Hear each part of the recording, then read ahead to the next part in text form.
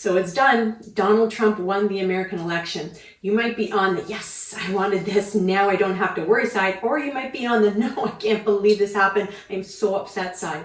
For those of you who feel thrilled by it, or for those of you who feel deeply distressed by this outcome, feel what you feel. I am certainly not suggesting that you change your preferences. In fact, during this video, I am going to ask you to really clarify and deepen your preferences, because that is what you actually want to focus on.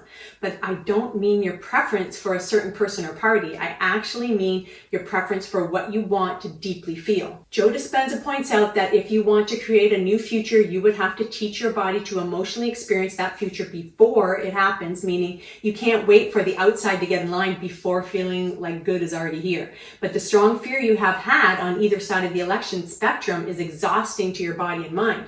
But that is good, because your emotions are showing you you're out of your power and ability to create what you want from there. You just don't know it because nobody ever taught you how to use emotions. So when you watch yet another addictive YouTube video that stirs up all the pushing against and fear, you are secreting the hormones of tension and stress, and you end up watching more and more, not because it's good for you and you actually like it, but because you are getting neurochemically addicted to the stress hormones secreted when you stick with your misguided cause. What you actually need to do is create the vision and feeling of the states you do want to hold, and keep your attention on the feeling like it's already happened. And of course, stop looking for peace outside of you. Ultimately, both sides of the intense yay Trump and nay Trump need to get their true power back. You may not know it, but your system is listening to what you emanate. And if you aren't practicing emotional alignment with what your internal GPS-like system is set to, you will keep nervously focusing on the outside to get you to your destination. And things generally don't go well for you from that vantage point. Actually, research studies based on self-determination theory show that autonomy, or you could say your self-government, is linked with reduced stress, greater resilience, and higher life satisfaction. I can see why that is true, and I think we have barely scratched the surface on how important deciding your focus is. Dropping the fear and firmly leading yourself can set you free. Okay, so back to this recent election situation. I want you to notice that those people and parties just represent what you believe they will make you feel if they get in. So they signify what you are hoping to get out of them, which is to feel something wanted, but you know you can't ever completely count on the exact outcomes. And maybe you are using these hoped for outcomes to be a rescuer in life, rather than being the strong, self-governing person you were designed to be. I have found that resilient people learn how to, in a sense, vote for themselves using intense focus and by keeping their victim and powerlessness beliefs in check. So let's look more precisely at how this works. Specifically, why what you want to feel is the big player in this game of governments attempting to lead you. Now, if your candidate gets in, you might feel closer to feeling safe, relaxed, happy, and free. Or if they don't get in, you might feel any degree of unsafe, sad, tense, and maybe restricted.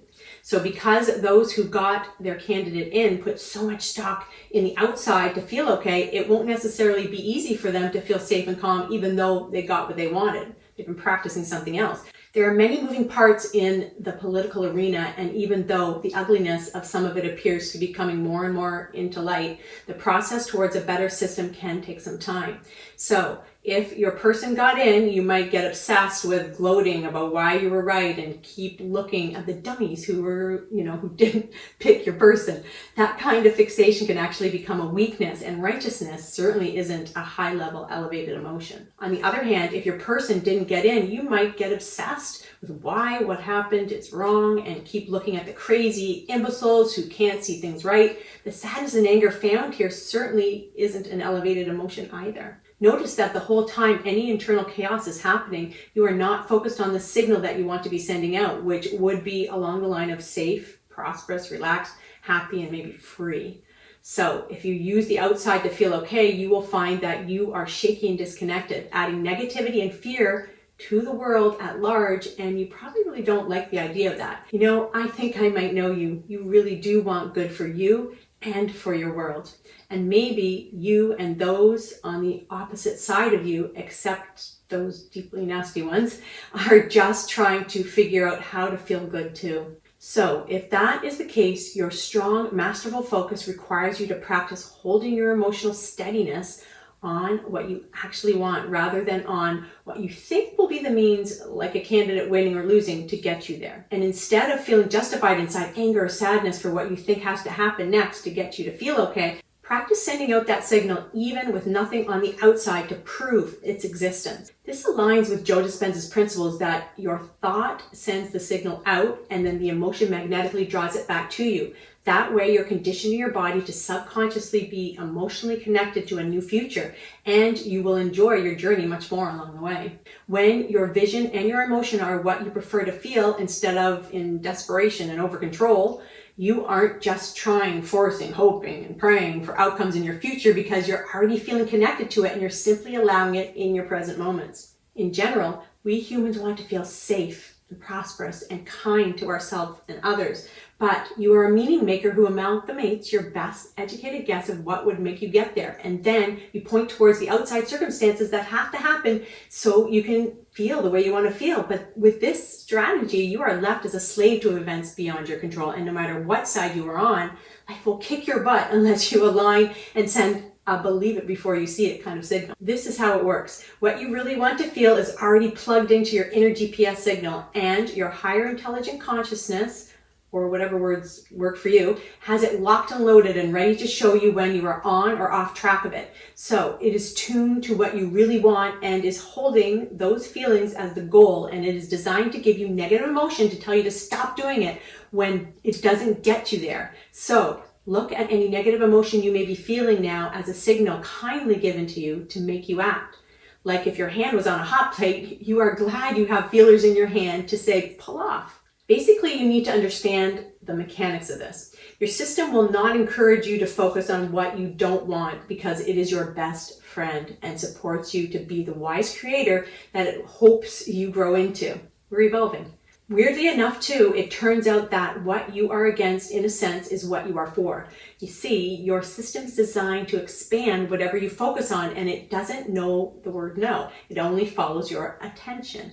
And if you aren't tuning into a belief and a sense of knowing about what you want to feel, meaning the presence of it, not a particular circumstance that gets you there, you will suffer on some level. So if you didn't want a certain candidate to win and continue to push against that person, thinking about all you still don't like in them, you are in a sense for them. And you will feel awful, mostly because you aren't aligned with you, not so much because they are bad per se. And so strangely, in a way, you are still voting for them through your push against them. Remember, most everyone made their party or candidate choice with the idea that they wanted to feel better in their world. That's it. Just because in your estimation they may be confused about how to get there, should you vilify and be against them? Probably not, because first of all, it hurts you. It doesn't work. And second, when you raise your consciousness up, you begin to understand that we are all in this together. You are a self-governing person, and so are others, and you want to choose your own life and how you feel about it. When you point fingers at all the dreadful stuff on the outside, you feel bad, and it's not because of how bad it is out there. Well, maybe some of it, but mostly you feel bad for not focusing on who you truly are and how you want to feel. Also, going against another person's autonomous choices goes against the rule that each person is free to choose how they want to live. You don't know how they got to the place they are at, and it will serve you well to mind your own focus. Of course, you can definitely have an opinion about what you think works and what doesn't work in your society, and go and vote for who seems to be your best choice. But watch that you don't end up in a big mess pushing against anything in the outside world too much. Think of it this way. Your inner self knows what you prefer, and when you distance yourself from feeling that in your present moment, you won't feel good. And that bad feeling is directly proportional to the difference between what you are focusing on in any given moment and what the higher intelligent part of you is focused on in that moment. So the farther away you are from being who you really want to be and feeling what you want to feel, the worse you should feel. It is life's gift to you, oddly enough. Joe Dispenza says, pay attention and become conscious of how you are feeling so that you can step out of the past and direct your programmed mind and body to a better place. And this better place is directly connected to the quantum field of pure potentialities. Ask yourself, what do you want to feel, and are you brave enough to believe in it? The act of becoming aware or becoming conscious of being unconscious means you have to step back from all the particulars of the election. Stop predicting everything out there and start knowing and wiring into what you prefer instead. It's true, though, that the unknown is hard for folks who are wrapped up in the hormones of stress. They look to the outside to affirm their addiction. For instance, they look to the next CNN or Fox News report to support the familiar state. Joe Dispenza teaches you to shorten the refractory period of your emotional reaction to things. So yes, have your initial response to things happening in the world, but get back to directing yourself towards what you want to feel. That way, you are stepping in and creating that wiring in your neocortex. Your brain needs you. By holding shaky, fearful energy and being dependent on the outside, you have abandoned yourself and are counting on circumstances to make you feel safe. But you can't have it both ways, saying, I need the outside to be like this, and stay true to your best intentions of being a strong creator in your own life. Tough to have both. So when circumstances tell you how to feel, it's normal if you are oblivious to the workings of the cultivation of your own power. But if you are someone who is practicing sending a strong signal out, as Joe Dispenza points to, you can start to feel bad due to your lack of presence and power within. You aren't being you, and that doesn't feel very good. Most everyone wants a better, safer society for all, and if they don't, it's because they learn to push against as a means of getting what they want. Do you feel good condemning the ones who are learning how this world works too? Attempt to send them love in their pain, not shame. That's old energy. And I want to add, when you don't focus well and feel a lot of heavy energy yourself, it's okay. Make peace with that you. We are all learning how this world actually works. Honoring the stepping stones along your journey that you must have needed. Don't abandon yourself during the ups and downs. You need you right now, more than ever, actually. Joe Dispenza asks you to believe in a possibility that is greater than what is known and familiar. So this could be a pivotal time in your life and in our world.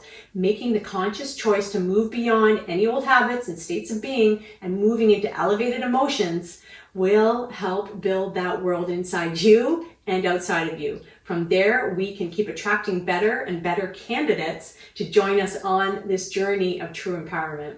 I will link a few other videos here to help you with this process I'm talking about. Take care.